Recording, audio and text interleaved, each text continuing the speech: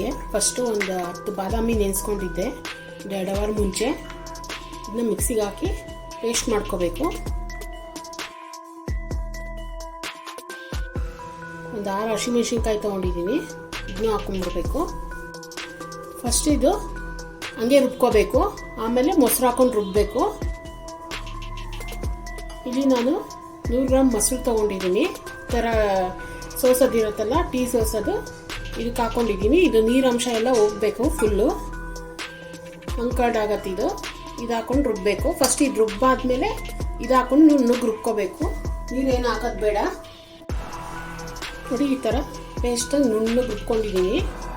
ನೀರು ಹಾಕಿಲ್ಲ ನಾನು, ಅದನ್ನೇ ರುಬ್ಕೊಂಡಿದ್ದೀನಿ. ಮೊಸರು ರುಬ್ಬಿದ್ರೆ ಈ ಥರನೇ ತೆಳ್ಳಗಾಗುತ್ತೆ. ಇಲ್ಲಿ ಒಂದು 300 ಗ್ರಾಮು ಬೋನ್ಲೆಸ್ ಚಿಕನ್ ತೊಗೊಂಡಿದ್ದೀನಿ. ಈ ಥರ ಕ್ಯೂಬ್ಸಲ್ಲಿ ಕಟ್ ಮಾಡ್ಕೋಬೇಕು. ಇದು ರುಬ್ಕೊಂಡಿದ್ವಲ್ಲ, ಇದನ್ನ ಹಾಕೊಂಡ್ಬಿಡ್ಬೇಕು. ಇದಕ್ಕೆ 1 ಟೇಬಲ್ ಸ್ಪೂನು ಶುಂಠಿ ಬೆಳ್ಳುಳ್ಳಿ ಪೇಸ್ಟ್ ಹಾಕೋಬೇಕು. ಒಂದು 1/4 ಟೀ ಸ್ಪೂನು ಪೆಪ್ಪರ್ ಪೌಡರ್ ಹಾಕೋಬೇಕು. ಒಂದು ಅರ್ಧ ಟೀ ಸ್ಪೂನಷ್ಟು ಸಾಲ್ಟ್ ಹಾಕೋಬೇಕು. ಅರ್ಧದಿಂದ 3/4 ಒಳಗೆ ಸ್ವಲ್ಪ ಕಸ್ತೂರಿ ಮೆಥಿ ಹಾಕೋಬೇಕು. ಇದೆಲ್ಲ ಮಿಕ್ಸ್ ಮಾಡಿಬಿಟ್ಟು ಒಂದು 3-4 ಅವರ್ ಚೆನ್ನಾಗಿ ಮ್ಯಾರಿನೇಷನ್ ಆಗೋಕ್ಕೆ ಫ್ರಿಜ್ಜಲ್ಲಿ ಇಡಬೇಕು. ಉಪ್ಪು ಖಾರ ಎಲ್ಲ ಚೆನ್ನಾಗಿ ಹಿಡಿಬೇಕಿದು. ನೀವು ಹಿಂದಿನ ದಿನ ರಾತ್ರಿ ನೆನೆಸ್ಕೊಂಡು ಮಾರನೇ ದಿನ ಮಾಡಿಕೊಂಡ್ರೆ ಇನ್ನೂ ರುಚಿಯಾಗಿರುತ್ತೆ. ಇದು ನೆನೆದಷ್ಟು ರುಚಿ ಬರುತ್ತೆ.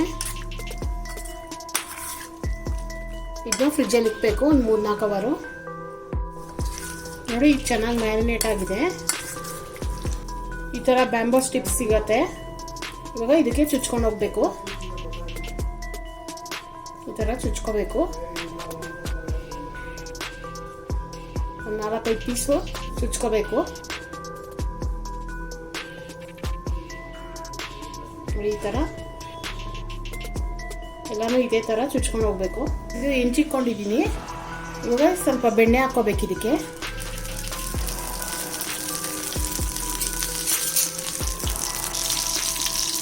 ಕಡ್ಡಿ ಇಟ್ಕೊಂಡಿದ್ವಲ್ಲ, ಚುಚ್ಕೊಂಡಿದ್ವಲ್ಲ, ಜೋಡಿಸ್ಕೊಂಡು ಹೋಗ್ಬೇಕು.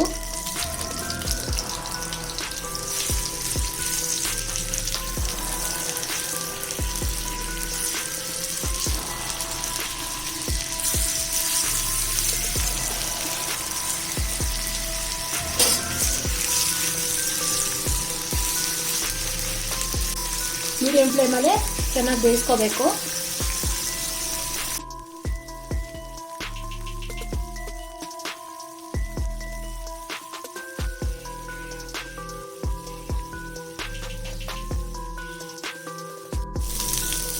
ನೋಡಿ, ಎಲ್ಲ ಚೆನ್ನಾಗಿ ರೋಸ್ಟ್ ಆಗಿದೆ.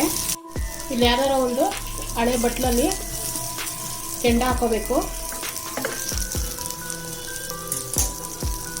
ಕೆಂಡ ಕಾಯಿಸ್ಕೊಂಡಿದ್ದೀನಿ. ಇದಕ್ಕೆ ಒಂಚೂರು ಎಣ್ಣೆ ಹಾಕಬೇಕು.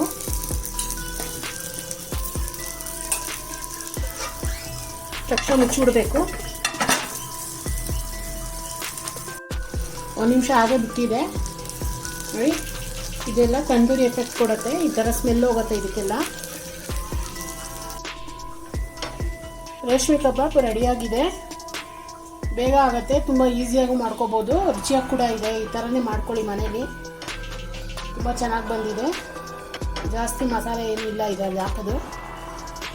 ಏನಾದ್ರು ರೆಸಿಪಿ ಇಷ್ಟ ಆದರೆ ಲೈಕ್ ಮಾಡಿ, ಶೇರ್ ಮಾಡಿ, ಸಬ್ಸ್ಕ್ರೈಬ್ ಮಾಡಿ.